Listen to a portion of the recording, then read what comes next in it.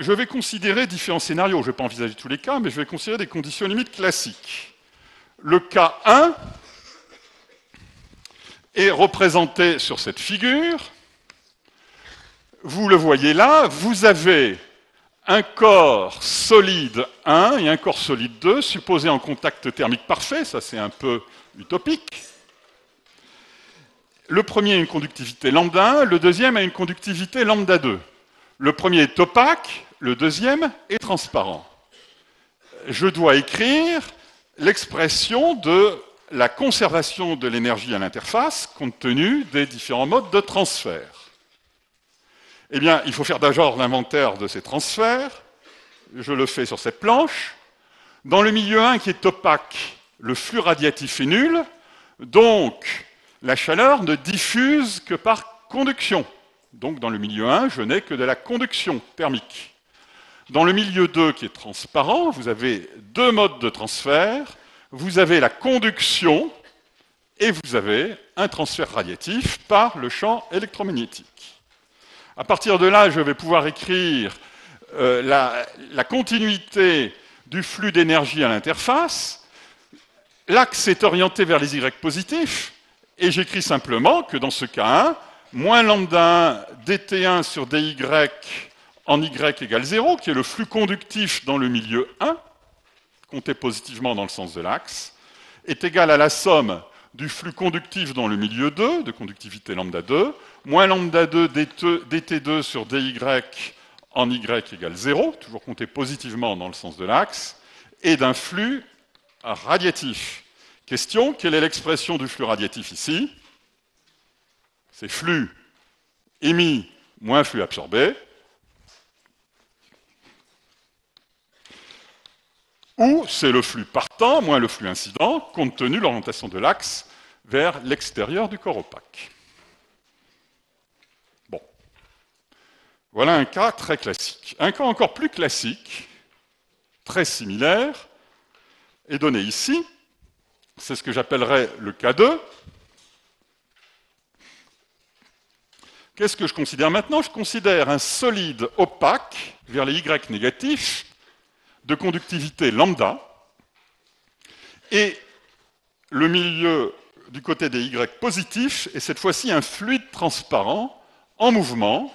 Donc, au lieu d'avoir un transfert, on a toujours un transfert conductif à la paroi, mais il est couplé au phénomène de convection et représenté par le modèle du flux conducto-convectif caractérisé par le coefficient de transfert convectif H, une température caractéristique Tc au loin et une température de paroi Tp. Qu'est-ce qui change par rapport au cas précédent? Bon, on fait l'inventaire des transferts. L'inventaire des transferts est similaire. Dans le cas du solide opaque, vous n'avez pas de flux radiatif, donc uniquement un flux conductif. Dans le milieu transparent, vous avez un flux radiatif et un flux conducto-convectif qui n'est qu'un ersatz de flux conductif, puisque c'est le flux conductif couplé au phénomène de convection. Donc, que devient la condition limite dans ce cas 2? Ça devient moins lambda 1 dt1 sur dy en Y égale 0, égale, le flux conductif à la paroi, je peux toujours l'écrire comme ça, mais comme il est couplé à la convection, je vais l'écrire H, coefficient de transfert, température de paroi c'est Tp, mais c'est aussi T, d'ailleurs c'était T là, c'est aussi T de Y égale 0, si vous voulez on peut l'appeler Tp, moins Tc. Ce flux conducto-convectif est positif dans le sens de l'axe avec la convention choisie, plus un flux radiatif, plus phi r étant toujours donné par cette expression. Donc en fait, on a simplement substitué dans la conservation de l'énergie l'expression du flux conducto-convectif au flux conductif. Alors pour bien me faire comprendre et au risque d'être lourd, je vais prendre un troisième cas. C'est le cas 3.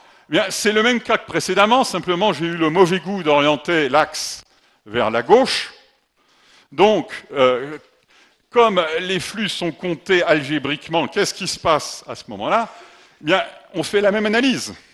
Dans le solide opaque, il n'y a qu'un flux conductif, et dans le flux transparent, il y a un flux conducto-convectif et un flux radiatif. Les flux sont comptés toujours positivement dans le sens de l'axe, ce qui ne change rien à l'expression du flux conductif dans le premier milieu. Alors ici, il n'y avait pas d'indice 1, mais c'est pas grave. Donc, moins lambda dt sur dy en y égale 0.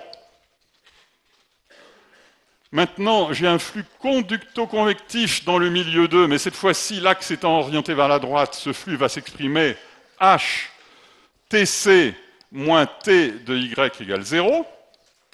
Si vous préférez, ceci c'est Tp. Et le flux radiatif, la nouveauté, c'est qu'il va s'écrire, il doit être algébrique vers les y positifs. Donc cette fois-ci, ça va être flux absorbé moins flux émis, ou au choix, flux incident moins flux partant. Bon, voilà, je ne vais pas multiplier les exemples. Écrire une condition limite demande simplement un minimum d'attention pour respecter les conventions de signes. Voilà.